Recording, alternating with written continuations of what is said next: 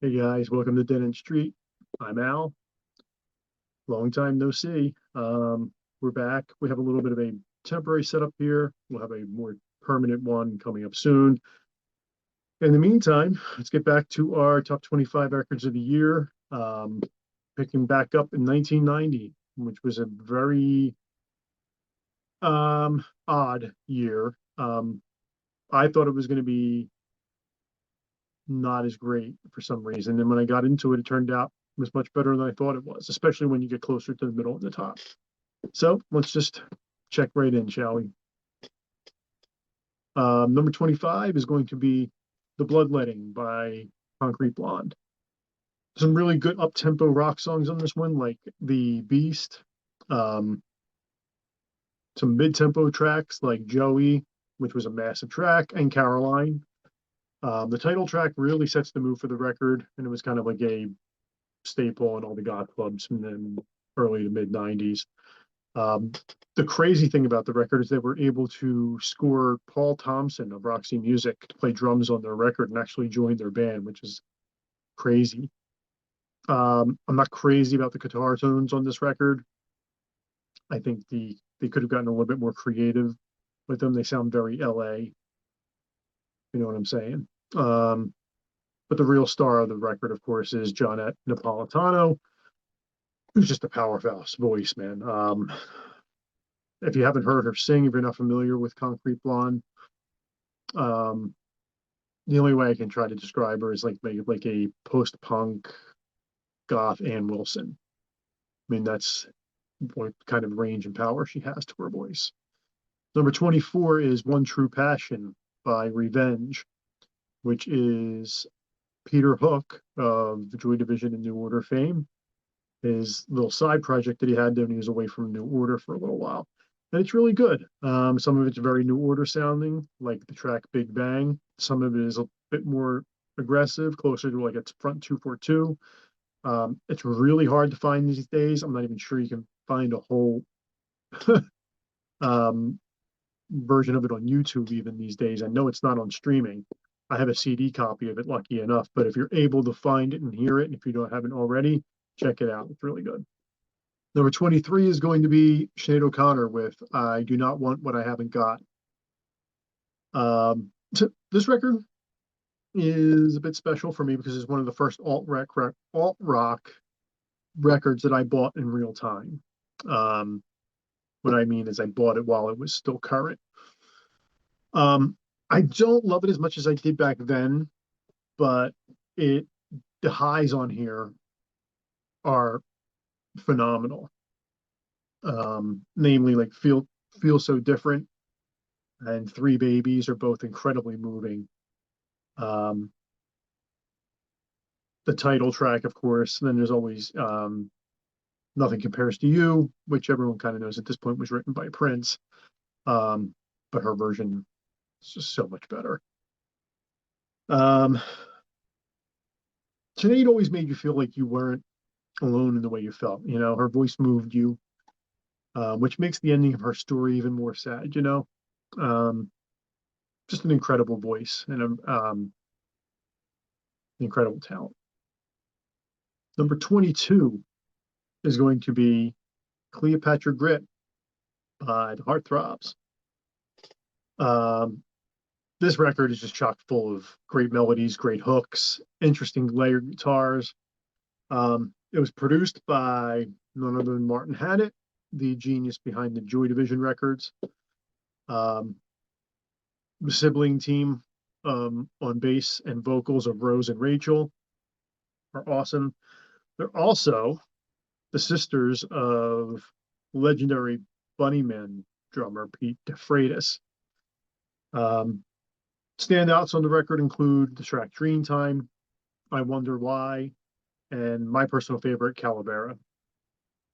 Just a really good rocking early 90s post punk dream pop record.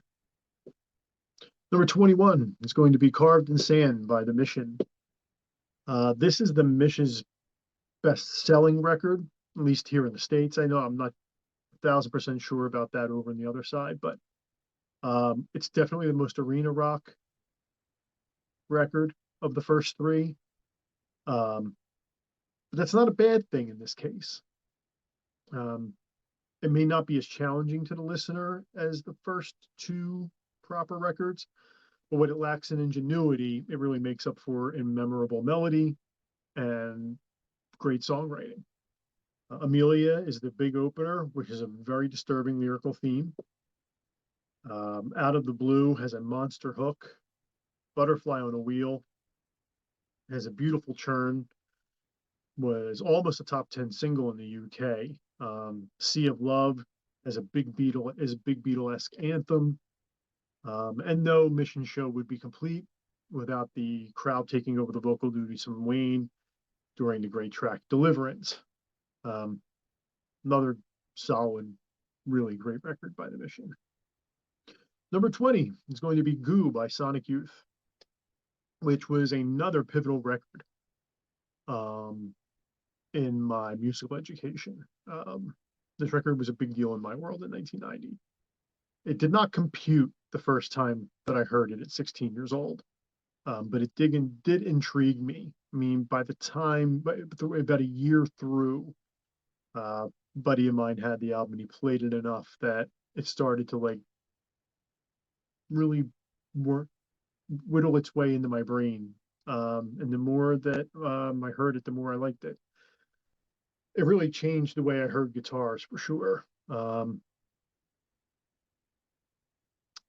I went back to discover the rest of the Sonic Youth discography. But Goo was definitely my gateway into Sonic Youth. Dirty Boots, Tunic, Moat, Titanium, Expose, all some of my favorite Sonic Youth tracks of all time. I don't listen to it much these days, but I do love hearing it. Did love hearing it again, compiling this list. It was like getting together with an old buddy after many years. It still holds up. It's a great record. Number 19 is going to be Apple by Mother Love Bone. Now, you'll come to know by watching the rest of my 90s lists. I'm not a 90s Seattle guy. It never moved me. However, in my opinion, this was the greatest rock record to come out of the 90s in Seattle. Come out of Seattle in the 90s, rather. And it's not even close for me. Andrew Wood, frontman, songwriter, had more charisma and lyrical prowess than all the other Seattle guys combined, in my opinion. Great rock songs, even better ballads. Stardog Champion is a great anthem. Gentle Groove is just genius. Man of Golden Words is a beautiful, beautiful song. Unfortunately, Andrew Wood died before the record was even released. Two of the remaining members famously went on to perform a little group called Pearl Jam, a band that I never really truly connected with. I got to be honest with you. But their classic song, Crown of Thorns by Mother Love Bone, is here on this record. However, if you want to hear the really good version, you'll get the Shine EP, where it's paired with Chloe Dancer. It was also famously put on the Singles soundtrack back in 1992. Number 18, it's going to be All Shook Down by The Replacements. So, though it's light years of separation between this and Sorry Ma, I Forgot to Take Out the Trash. And even though it's less than a decade separated from it, this record was supposed to be really a Westerberg solo record. But it got The Replacements name slapped on it. It's very songwriting focused compared to previous Matt's records. And when it came out, it might have been a bit over my head. I was 16 at the time. So, but I've grown quite fond of it over the years. Merry Go Round is a great, great song. Sadly Beautiful is exactly that. It's sadly beautiful. Someone to Take the Wheel has a small cameo by the late, great Terry Reid, who just passed away recently. Well, really great track. Little Problem is a fun, Stonesy little track with Johnette from Concrete Blonde on there. And it's just really a good, solid record that I'm glad that I rediscovered over the last decade or so. Number 17 is going to be Behavior by Pet Shop Boys. Um, I honestly forgot, or maybe just didn't realize how good it was back in the day. I mean, I liked it, I bought it. Um, it's much, it's a much more solid record than I remember it being. Being Boring and So Hard have always been nice singles for me. This Must Be the Place should have been a single. Really good song. Only the Wind, My October Symphony, both good songs.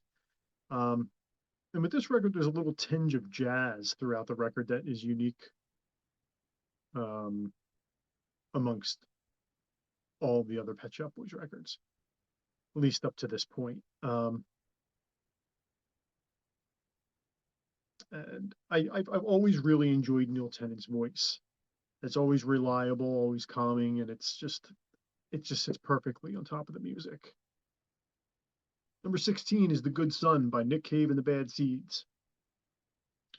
So The Good Son is where Nick really makes that first leap into being a more mature songwriter and really expanding his sound palette.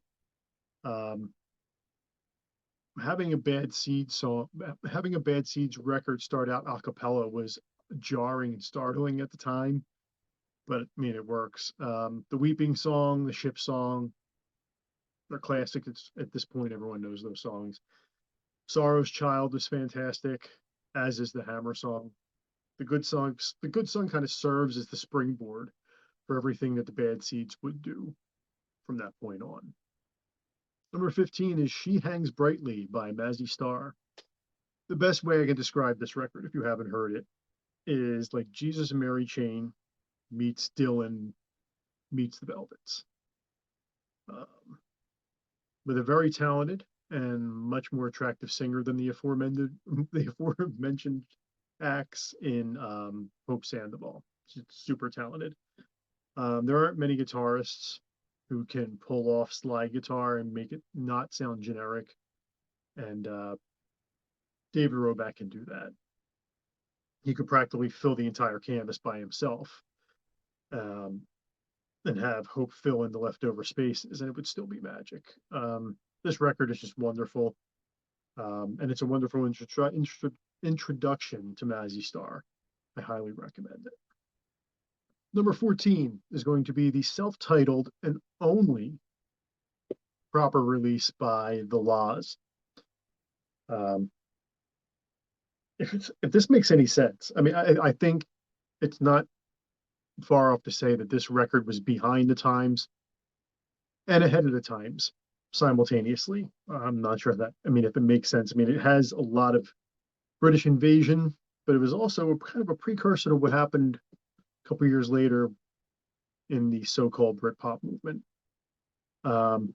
Has a nice warm sound for a rock record from 1990, because production was kind of weird in 90 because it was coming out of the shiny 80s, and you had that flat 90s sound coming in. It was kind of in the in-between. But there's no mistaking that Lee Mavers loved his Beatles and his Kinks, um, which is perfectly fine with me. But he's an exceptional songwriter in his own right. Timeless Melody is a phenomenal track, just so good. It's one of those songs that like I listen to and I just keep rewinding it two, three, four times to listen to it again.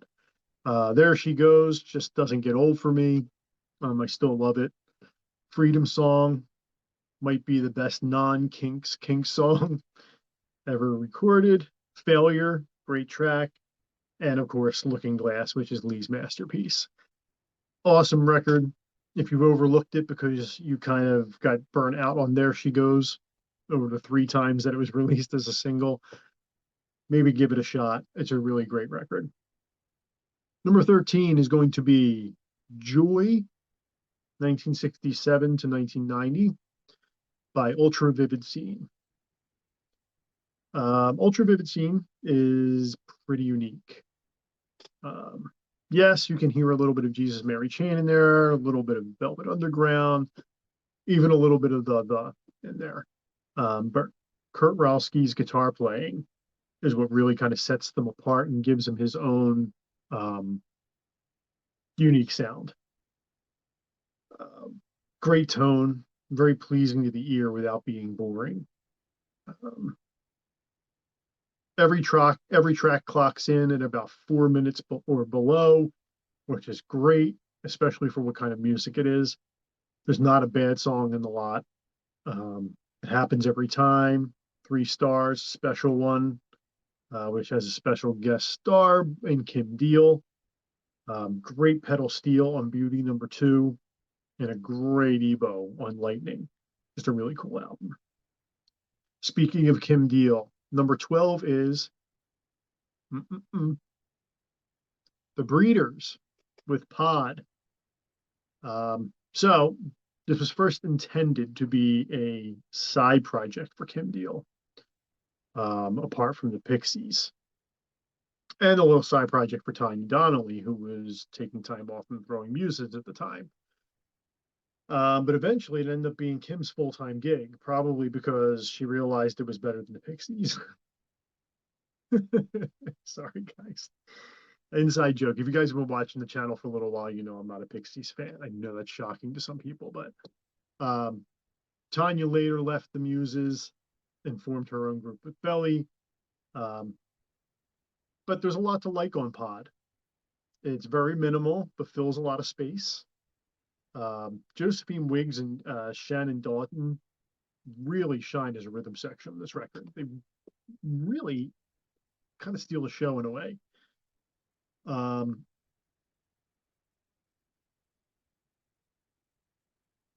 I don't even have to look it up, but I'm willing to bet $1,000,000 that Kurt Cobain was a big fan of this record.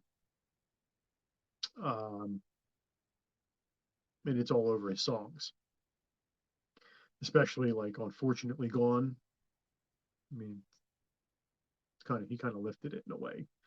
But the Breeders do it better anyway. The cover of Happiness is a Warm Gun is memorable.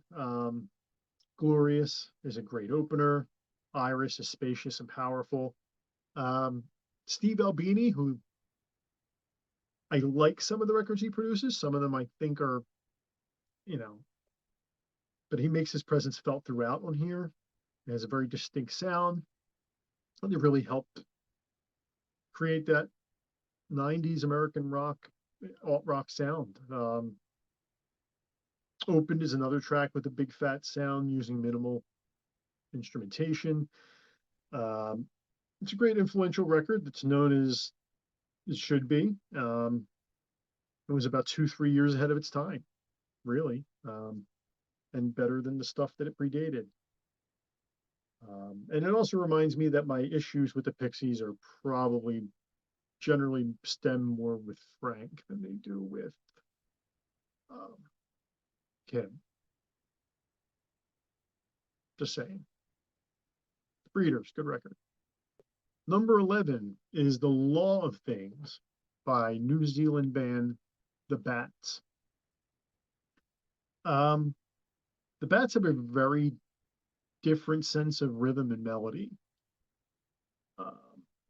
I found their sound very appealing to my ears and to my heart. There's nothing pretentious.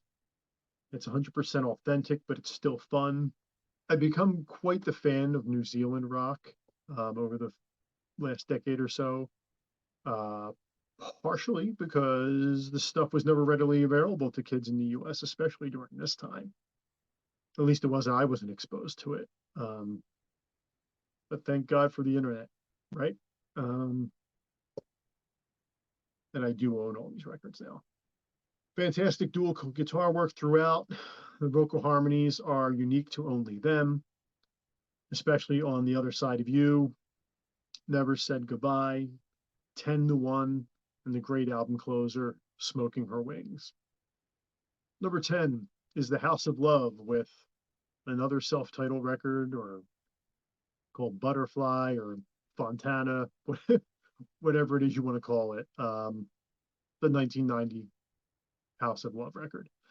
Their brand of jangle pop dream pop and power pop is just something that I really love. There's not really anyone else that sounds like them, really. Um, this record is probably the one where they kind of went a little bit more mainstream with a bigger production, especially on the lead-off track, Hannah. They also re-recorded the song Shine On with a much bigger sound. This is the first version that I heard, but I do think that I prefer the original after years of comparing.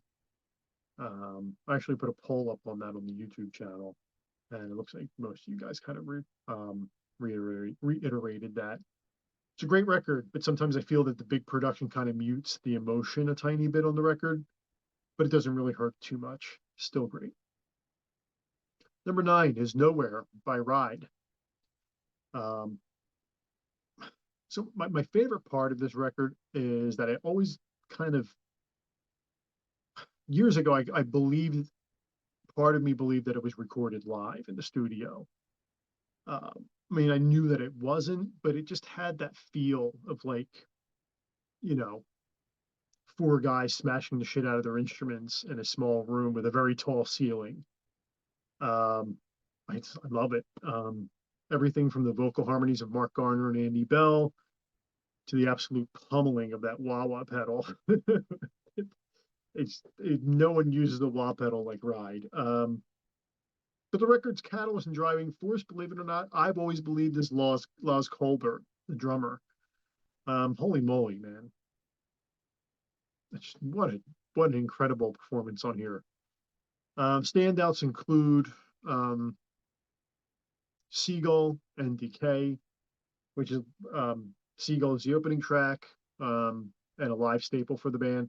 Decay is a little bit more of a somber, darker track.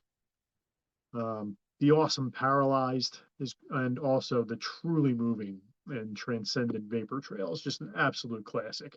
The riff, the melody, the vocal melody, and Laws's drums, just amazing. Number 8 is going to be Belly Button by Jellyfish. To my ears, Jellyfish is just pop perfection. Belly Button is the first of their 2 records before imploding. It's just gorgeous vocal harmonies, pop confections. And the band was just really on an island in 1990. What I mean by that is like stateside, the rock landscape was kind of like the sad, waning days of hair metal. The hair metal adjacent alt rock that was kind of the mixture of the two, non-committal. In the early days of grunge that came right before they exploded, you know. But at the time in the scene, it just seemed like there was no place where psychedelic Beach Boys meets Queen meets Badfinger meets Sid and Marty Krofft band that had that kind of vibe, and that sucks. Because the true genius that is contained in this record is, I mean, it's heartbreaking. It opens with truly moving, "The Man I Used to Be." Um, Moves into "That Is Why," which is you'll never get out of your head. "The Majestic, the King is Half Undressed," with just a massive chorus and beautiful harmonies. "Baby's Coming Back Will Never Leave Your Head for Days." It's just pop perfection. The main songwriters, Andy Sturmer and Roger Manning, who were the masterminds of the band, went on to bigger, better things. Andy has composed songs for TV shows and kid shows. Roger is jack of all trades, producer for everyone from Morrissey all the way to Ringo Starr. And if you get around to it, you haven't heard it, and you listen to this record and you like it, just wait till you hear the next one. This record will always be synonymous with the summer of 1990 for me, and whatever good memories I had during those weird times are greatly connected to this record. Number 7 is going to be Vehicle by The Clean. Yes, another New Zealand band. I love this record. It's direct, it's fun, it's got a great punk spirit with an unmistakable pop sensibility. It's 13 tracks. It clocks in at just under 29 minutes. Not a wasted second anywhere on this record. And I'm not going to waste a real lot of time talking about it because to listen to it, the only way to get to it and get to understand it is to listen to this record. Hamish Kilgore's drumming is just awesome. It truly drives the sound of the band. And the bass and guitar interplay throughout with David Kilgore, and Robert Scott is just fantastic. I can list the songs, all 13, but I won't. Just listen to the whole album. It'll take you 29 minutes. It's awesome. Number 6 is going to be a band that I love very much, and that's going to be Gold Afternoon Fix by The Church. So, those familiar with The Church, you'll know that this was supposed to be the big follow-up to Starfish and Under the Milky Way. However, sales-wise, it didn't materialize. Not because the songs weren't good, but possibly due to the safe nature of the record. They supposedly wanted to work with John Paul Jones of Led Zeppelin fame as the producer, but they were kind of forced to work with Waddy Wachtel again, who produced Starfish.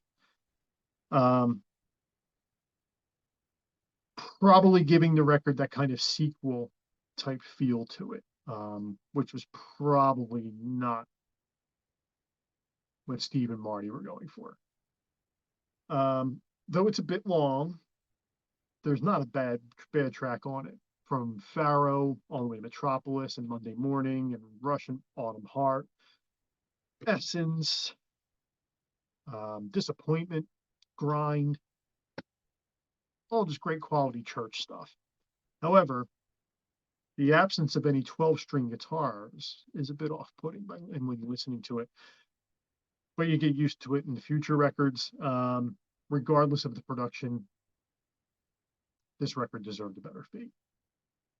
Now, like I put up on the YouTube channel, I put up a poll asking you guys what was going to be number 1, and some of you guys got close. A couple of people actually suggested this one, and number 5 is Violator by Depeche Mode. Of course, this is Depeche Mode's juggernaut. If you were in high school in 1990, you were not escaping this record. It was everywhere. World in My Eyes, Policy of Truth, Halo, Enjoy the Silence, all classics, all synonymous with the year 1990. Honestly, I could probably go the rest of my life without ever hearing Personal Jesus ever again. No, it does rock live. Even the deep tracks are great. So why is it number 5 and not higher? It's just that I find the top 4 a bit more have a bit more depth, and are so attached to nostalgia, I guess. It's great, but it's not my favorite Depeche Mode record. If you want to find that out, I'll leave a link in the description to my Depeche Mode album ranking. Number 4 is going to be This Is Our Music by Galaxie 500. To say that I've grown to really love this band is kind of a bit of an understatement at this point. Dean Wareham is for sure one of my top guitarists of all time. I just love their entire vibe. This whole 80s indie meets the Velvets thing. It's just good for the soul. Spook is great. Summertime rolls on for over 6 minutes, but it's like a cozy dream state for 6 minutes. Sorry is a beautiful slow burn. I just kind of dig everything the members of this band have kind of ever done. All of them are still active. I think Dean was just on tour, came into Philly in June. I completely missed it. Breaks my heart, but Yeah, number 4, This Is Our Music, Galaxy 500. Number 3, we had a couple of guesses for this one that would be number 1. And that was close because these 3, I had a hard time figuring out where I was putting them, truly. And at the last minute, this is where I'm putting them, and I'm going to stick to it. But any one of these 3 could have been number 1. Number 3 is Comforts of Madness by Pale Saints. This is just one of those records that I listen to. Once I listen to, I get hooked on for weeks on end. 30 some odd years later, I still hear new things in this record every time I listen to it. It's a masterpiece. The ethereal nature of the layers upon layers of guitars on this record, just and it never takes away from the musicality and the melody of the songs. It's beautiful and it rocks simultaneously. It's just one of my go-to records at the end of winter when spring starts to rear its head, you know. He Masters is a melodic genius in a Syd Barrett meets Brian Wilson kind of way. Graham Naismith's guitars on this record are just some of the most gorgeous sounds I've ever heard.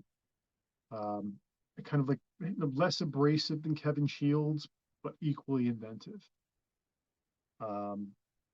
Musically, there are moments that I could really just describe as like maybe like a bastard son, bastard child of Sonic Youth and New Order. Strange bedfellows indeed, I must say. But maybe that description works for some of you guys. There's also a deeply reflective folk element in their music that none of the other shoegaze acts at the time possessed, especially on like Little Hammer. Time Thief and Sea of Sound, great tracks. Insubstantial is my favorite track on the record, just awesome. Sight of You is on this record, which is an amazing Pale Saints song. However, I gotta be honest, I do prefer the version on the Mrs. Dolphin compilation record. This version's still great, but there's just something about the original one that really just nails it for me. If you like Cocteau Twins and My Bloody Valentine and never heard Pale Saints,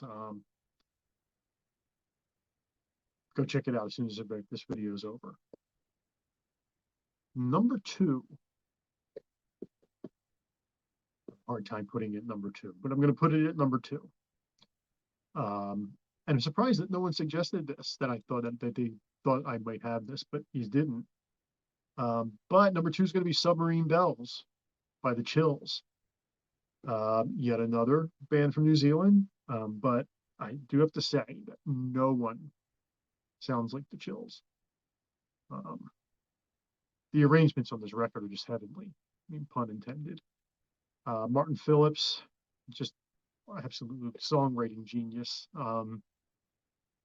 Just kind of reminds me of another cross between Brian Wilson and Syd Barrett, but maybe put in a little dash of Cat Stevens in there, making it a very unique sound. The lead-off track, Heavenly Pop Hit, was the closest they came to a hit in the States. And even saying that is a bit of a stretch. It's a sublime song, followed by Tied Up in Chain, and it's distinctly catchy piano work. The upbeat rocking The Oncoming Day, part past, part fiction, with its layers and layers of guitars beneath layers upon layers of vocals. Excellent bass line on there by Justin Harwood. I Soar sounds as if it was written in an ancient time, but it couldn't be, obviously. I mean, but it's just so alluring. Another incredible arrangement. Dead Web reminds me of something Ronnie Lane of Faces would have written, but still totally Martin Phillips. Familiarity Breeds Contempt is the most rocking track, but is still a very intricate arrangement. Don't Be Memory. It's just pure magic. It's a great songwriting masterclass. The chorus of jangling and chiming guitars accompanying that beautiful piano line is just a euphoric. Martin's voice and melody line are just perfection. It's the kind of stuff that makes even the greatest songwriters become green with envy. I mean, some of these songs are like Lennon McCartney level. The opening guitar and piano on Efflorescence and Deloquence, if I'm saying that right, is amazing. The melody line really reminds me of Cat Stevens, so good. And the title track, oh boy, it's like pet sounds recorded underwater. I mean, it's the only way I can kind of describe it. I mean, I'm running out of adjectives for this record here. It's a complete classic work of beauty and art. I bought this record for $1 32 years ago because they were name checked in an article that I was reading about the church. I liked it then, but I think it was just way too advanced for my 19-year-old years. I bought it when I was 19. Then over the years, I would pull it out periodically and listen to it until eventually I just fell in love with the record. The fact that Martin Phillips is not known the world over as a master songwriter is tragic. This is not their only great record either. It's just a matter of time before I tackle their discography, I guess, for a ranking. But in the meantime, if you like a lot of the stuff that I talk about on this channel and you haven't heard The Chills, for God's sake, please go listen to The Chills in 10 minutes, of course, when we're done this video. But, however, a couple of you guessed this one and you guessed correctly. Number one is going to be Heaven or Las Vegas by the Cocteau Twins. This record is just simply gorgeous. Robin Guthrie's guitar textures, Simon Ramone's bass is just incredibly beautiful, and then the incredibly beautiful voice of Liz Fraser. It's perfectly constructed. It's far more sophisticated than the earlier records. But that was kind of the charm of those records, right? You know, Cherry Colored Funk is like an insane Beatles dream pop R&B mashup. Ice Blink Luck and the title track were perfect representatives of this for this album as singles. I Wear Your Ring and Pitch the Baby. Wow. Road, River, and Rail is just incredible. But my personal favorites on the record are 50/50 Clown and Frou Frou Foxes. My God, they're just stunning craziness. Talk about music just taking you to another place or plane, you know. That chord change in melody and the so-called chorus in Frou Frou is just genius. Only they could pull that off. It's just breathtaking. Heaven or Las Vegas is by every measure their creative peak, although I'm not positive it's my personal favorite Cocteau's record. Maybe we'll tackle their ranking at some point too. I'm sure we can get Dr. Byrne on board for that one. I'm pretty sure this was my gateway to their music, though. I first heard it around 1992. A friend of mine was a huge fan of theirs, and this was their current release at the time because Four Calendar wasn't out yet. It was so incredible different than anything that I'd ever heard.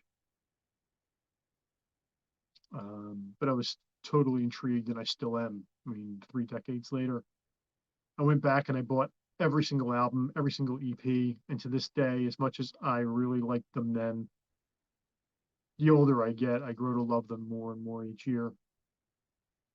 I definitely listen to them more now than I ever did when I was in my late teens and early 20s. Luckily, I did get to see them in '94 in the Tower Theater, or just outside Philly. That just sealed the deal for me, but I just really wish that I had soaked in it a little more. You know, realizing it was the last time I would ever see them, first and last. But that's it. That's 1990. Coming up, we'll be I got a lot of stuff. I could do a couple things even this week. Um, there's a new Suede record out. I love Suede. I'm going to be doing a Suede album ranking. That's coming this week or early next. It's going to be early next week because I'll be going to the Pulp show next week in Philly. Obviously, I have 1991 coming up. We are planning on doing my favorite band of all time, Susie and the Banshees album ranking. There's also a new Chameleons record coming out, so I'm going to tackle their discography too, their brief discography. So we'll wait till the new record comes out for that. In the meantime, if you like the channel, please like the video, subscribe, hit the bell for notifications, like us on social media on Facebook, X, and Instagram.